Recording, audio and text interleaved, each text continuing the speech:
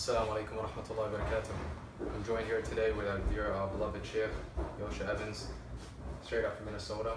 Alhamdulilah, barakallah fi. We're happy to have him here in our New Jersey community in Jersey City, New Jersey, alhamdulillah. So just to get straight into it, Sheikh Yusha, can you please just tell us for the audience, those watching, our viewers, just a brief background of yourself, brief history in terms of your brief story, how you came to Islam? I came to Islam in 1998. It's actually a very long story about how I came to Islam. It's quite available online. But it was basically my studies of the Bible that led me away from Christianity. And I eventually ended up going to the masjid that was across the street from my house for most of my life and getting a copy of the Quran and accepting Islam after reading it. That's kind of like the super short version of a very long story.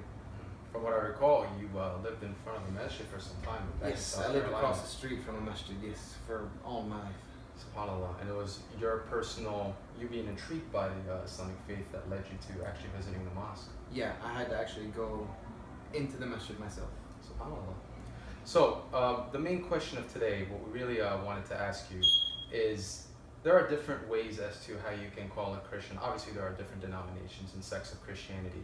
But generally, maybe we can look at Trinitarians or a more generic Christian view here, their tradition. So there are different ways today that we see the Dawah community, Du'ats and Dais, the way they convey the message of Islam to our Christian acquaintances and friends. So some use a philosophical approach, others use what I like to call a biblical-only approach. And some use the Qur'anic approach, of course, and some integrate it. So from your personal experience, your background, what is your viewpoint on different approaches out there and utilizing them? What's your recommendation ultimately? There's no magic pill when it comes to that. The best way to give da'wah is the way the Prophet ﷺ gave da'wah, of course, and the way that Allah subhanahu wa ta'ala speaks to Christians in the Quran. There's no other way that's going to be better than that. When it comes to overall general da'wah for everyone, but there is also other ways, but they all have their time and place depending on the person. A lot of people don't understand. People ask me the same question everywhere I go, is that how do I give so and so da'wah, how do I give this person da'wah? It's not that easy, because da'wah is medicine, it's spiritual medicine, and we are doctors of the soul. And if you go to a doctor of the body and tell him, I have a friend who's sick, what should I give him? The doctor's not going to be able to give you anything based on that information. There's not enough info in front of him to make a diagnosis in order to be able to administer treatment. Absolutely. So it's exactly the same with da'wah, that if I don't know enough background about the individual, or if you want to ask me how do I give da'wah to anyone, say there's no God but Allah, you'll be successful. That's da'wah, you've done your job. But I can't say, I have a friend who's Christian, how do I give them da'wah? I don't know enough about that. You need to know some more information. So there's many variety of approaches. But with the majority of Christianity is Trinitarian. They believe in the Father, Son, the Holy Spirit, all three being God and equal in one. This takes a bit of information on the background of Christianity, and I've been in this for quite a long time, been involved in full-time da'wah for the past 11 years. And kind of what I've learned over time is that if you want to be serious about da'wah, you need to have some foundational knowledge, at least minor knowledge of all these religions. But if your goal is, I want to be able to debate with Christians on an Ahmadiyya level or Zakir Naik level, it's not something that a recent approach that I've changed, it's not something I generally recommend for most Muslims, because the amount of time you need to spend gaining that information can be used in a lot better areas. You understand? It can be used learning your own deen. But if you're someone like myself who was born and raised in Christianity, I know how Christians not only believe, but I also know how they think. I know, then for me it's a little bit easier, because I don't have to, go and delve into another religion. Just this is why I'm not good with, let's say, Hinduism. I know the basics of Hinduism. I know the basics. So if I spoke with a Hindu, I could give them general da'wah. But if they wanted to get deep into the interworkings of their religion and have a debate on that level, I'm not the person for that. It's not your tradition. It's not my thing. Yeah. Just like every doctor has their specialty. Sure. You understand? Absolutely. You have orthopedic surgeons, which I'm seeing. You have heart surgeons. You have all of the, and that's their specialty.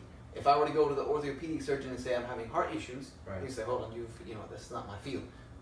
So this is the same in da'wah. It's the same in da'wah because you can't be I would spend the rest of my life being an expert in every religion in order to give that da'wah. Would it make my da'wah much better? I'm sure it would, but also I would be wasting time learning when I could be out giving the message that I'm good at. I'm in my lane. Christianity, Trinitarian Christianity is my specialty. It's my lane. No. So I stay in that lane because it's effective. Sure. So if you wanted to ask me, how do they give da'wah, or one of the best ways to give da'wah to Trinitarian Christians, it depends on their level of belief as well. But the most basic understanding is that you need to bind them to a principle that God is either one or he's three. We have to set that principle right away. So sort of monotheism versus Trinitarianism. No, they'll say that 3 in 1. No, he's either one or he's three. You know what I mean? Right. There's no 3 in 1 because then he's still one. You're saying he has to be one or three. Now the question here, and this is amazing, really amazing advice, but would someone go about by saying, all right, it's either 1 or 3, let's talk about it, let's have an open dialogue, let's use philosophy, let's use the Bible, or let's use the Quran. But from your background, your experience, what have you used, I guess, if you want to say most, or what has been an effective model? I wouldn't say I've used anything the most other than sticking to this principle that he's 1 or 3, and they're always going to say God is one. Okay. All right, well then, if he is one, then he can never be more than one. He can never be more than one. He can't be one. And if he is 3 in 1, then those 3 parts must be exactly equal. There can be no difference. As soon as there is any difference, then he is more than one. It's right. Or it's different. It's beyond one. We stick them to that principle. They say, yes, okay, we agree to that principle. Okay then. Why did Jesus know the day? Why did God know the day of judgment and Jesus did not? Okay, so that seems to be more of a rational, logical, kind of philosophical approach. Logical, philosophical approach, but also going to the Bible. But also, is also the same. The Bible supports it that you didn't know when judgment day is. Yes, or not, so we're breaking these principles down. That that I'm going to use the philosophical, logical approach, but as well as going from the Bible to show you. Now, how do we tie that back to the Quran? We tie that back to the Quran by when they say that. First, I'm presenting the problem with Christianity, the problem with Trinitarianism, using logic, philosophy, and the Bible. And now I'm countering that with the solution to that is that we as Muslims believe that God is uniquely one. Allah says, "Qul huwa Allahu ahad," and He also calls out to the Christians to not associate partners with Him. He calls to them specifically, and when He speaks to them, it's always about making Him more than singular, making Him more than one. And I try to tell them that the problem is that this is not a teaching of Jesus, this is a teaching of Paul. And this is Pauline theology. It has no attribution to Jesus. Just like Paul never met Jesus, he did not get this understanding or this theology or this philosophy that he created from Jesus whatsoever. Right. Jesus never taught anything other than, and I've had a lot of Christians try to debate me on that, Jesus never taught in his own words, you can find from it anywhere, that God was more than one in blatant, clear terminology. You can give me verses where there's allegations that you interpret what he said as one in, That's in the Bible, right? Yes, they will give you verses, oh yes, he did say this and this, but it's an allegation or it's an interpretation. No. When God speaks about his nature throughout the entirety of the Bible, it is in blatant, clear terminology.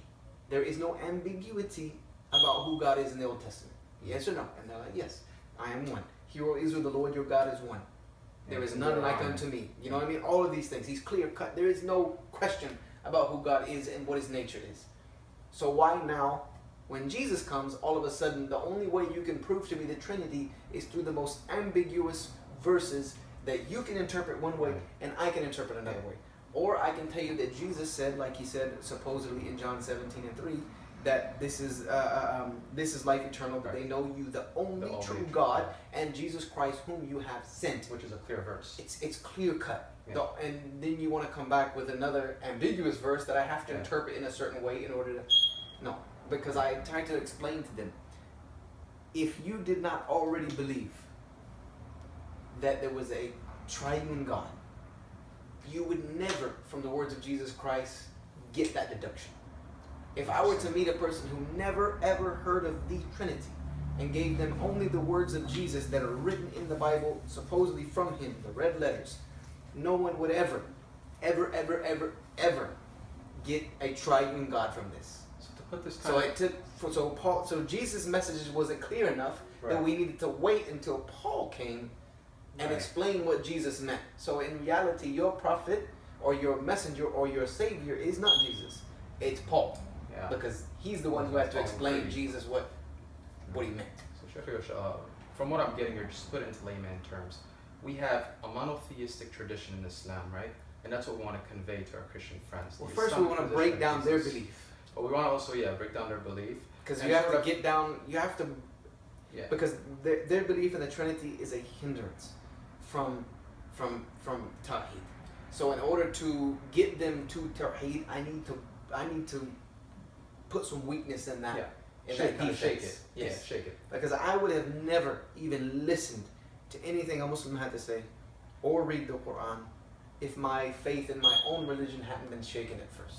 So if we mention some of, let's say, the clear monotheistic verses in the Bible, such as you mentioned, John 17:3, you can mention in the Synoptic or early Synoptic Mark, right? Maybe 12:29, the Good Shepherd, Hashem Israel, the Lord our God, the Lord is one. When he spoke to Mary Magdalene. Yeah, and if we tie those verses, from what I'm getting, if we put it in layman terms, if we tie those verses to now the Qur'anic discourse, where it says, وَإِلَهَكُمْ إِلَهٌ وَاحِدٌ قُلْ هُوَ اللَّهُ أَحَدٌ اللَّهُ الصَّمَدُ, Surah Al-Ikhlas, and we say, hey, look, the Bible says and presents a monotheistic view according to the clear verses of the Bible. The Quran, look, also presents a monotheistic view. So attach those together, we see a consistent message. And from the Islamic point of view, we believe in Kutub al-Samawiyah, right? That the original books, the original Injil, we have the Quran, the Torah, and even the Deuteronomy, right, 6:4, right? So they all kind of present this monotheistic view.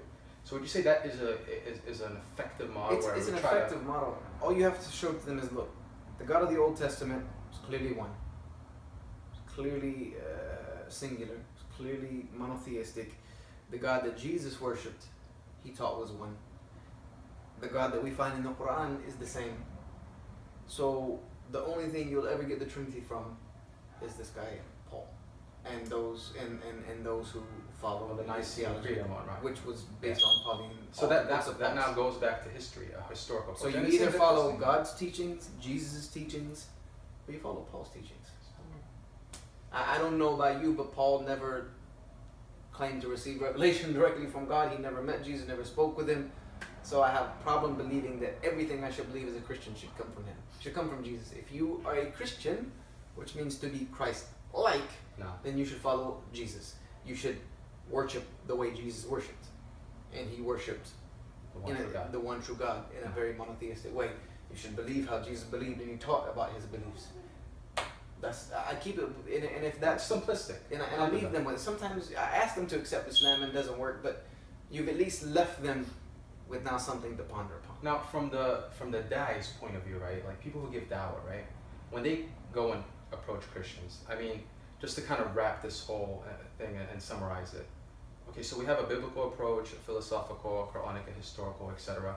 But it seems to be that if we just kind of think of these as resources, whether it's philosophy, logic, Bible, whatnot, and ultimately tie it back to the Quran, being that the Quran is Muhammad, right? For me, what I believe, and I just wanted to kind of see if this is something that is within your viewpoint. I mean, is this a sound approach where, hey, we're using these as resources to give dawah?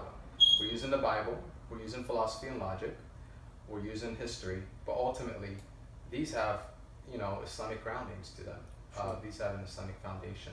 Yeah, at the end of the day, it does not matter what approach you use, as long as the end goal is to share the message of Tawheed and to try to present Tawheed in the most simplistic manner that you can. Because da'wah is always to Tawheed. I don't care if you use a philosophical approach, I don't care if you're using a logical approach, I don't care if you're using a biblical approach, I don't care if you're using a Qur'anic approach, I don't care if you're even, pulling something out of left field to use as an approach. As long as the goal is to bring the message of Tawheed and bring that person to Tawheed, and to actually give da'wah, which means to invite, which means at the end of that conversation, you should ask that person to accept Islam. Yeah, you actually extend the invitation. You extend the invitation. Which I think is somewhere now lacking, to be honest. Because if not, you have only shared information. Just info. Yeah, that's it. You have not invited anything. I don't care if I've only had a chance to talk to a person for 2 minutes. If I know I might not ever see them, I'm going to say, hey, look, if I asked you to be a Muslim now, would you accept it? And I can promise you that you would be secured in this life and the next life. If they say yes, whatever, alhamdulillah. If they say no, thank you. Thank you very much. It's just like in business. Some people will, some people won't. Right. So what? Who's next? Move on to the next person. We do what we can, but you have to make the invitation. It's very interesting because I think it was Ibn Hazm that said there's nothing wrong with relaying stories of Judeo-Christian antiquity or tradition. And of course, if it's in tie with Islamic teachings. But I really like what you said there is, whether it's philosophy or history or, the biblical narrative, the biblical text, present it. But yeah, it's good to also tie it to the Quran, and ultimately, Allah subhanahu wa ta'ala is the one that guides. Even if you don't tie it directly to the Quran, but you can do that, but you also have to understand you're speaking to them from a book they don't believe in. Right. It's like a Christian trying to give you their dawah from their book, and we don't believe in that book. So it's no problem to bring it in, but the goal is to bring them to Tawheed. You know what I mean? That's the ultimate goal. That's the ultimate goal. And you can use the Quranic verses without having to say, this is from the Quran. You understand? Because the Quran uses so many arguments towards Christianity. Right. He has arguments towards atheism. He has arguments towards polytheism. So you bring those arguments forward. You don't have to say this is from the Quran, because as soon as you say that, then it creates a mental block. Yeah, it brings up contentions. You understand? The logic is there. Because even the Arabs, before they would hear the verses of the Quran recited, they would want to know, where did these verses, where did you get this from? That is when the Prophet ﷺ would say, this is revealed to me from Allah. You understand? So we can bring those arguments forward, and if they're convinced by those arguments, you can say, hey, look, this is not my argument. This is the argument that God gave to us 1400 years ago and addressed to you. What about this one last approach in terms of questioning the authenticity and authorship of the Gospels and the Quran? I mean, you can have this open conversation with a Christian, right, and talk about, well, is the Bible of today revelation from God? If it's a person who has any knowledge and background of the Bible, which 95% of Christians do not. They have absolutely no idea. Nor do they many of them would agree that, hey, I believe that, many will say, many of them will tell you they're inspired by it. They're still inspired, even though they're written by men and they're full of mistakes. It's basically I was taught that, the Bible is a book that is not believed in by logic, it's believed in by faith. That's an interesting way to look at it. It's not a rational book. It's not a logical book. It's full of all kinds of erroneous mistakes and errors, and biblical scholars know this. But there's some who still believe in it to be a book of God because they believe in by faith. Which is why you feel like the Christian discourse is more of an emotional reality. It is. But with the Quran, we put the challenge. Allah puts the challenge forward. Disprove it. Find one mistake. Find one error. Disprove it if you like. The Bible really can't stand up to that challenge. And to me, my rationale is that if God is perfect, His book will be perfect. It has to be by its nature, or it's not from God. So if it's written by men, it's not always been the most favorable source of guidance throughout history. Absolutely. It needs to be directly from God. Therefore, it must have the attribute of God, which is perfection. There's one mistake, it's not from God. Simple as that. Barakallahu feekum. Yusha Evans, pleasure to have you here. Please visit us again. You're always welcome. Inshallah. Barakallahu feekum. Assalamu alaikum wa rahmatullahi wa barakatuh.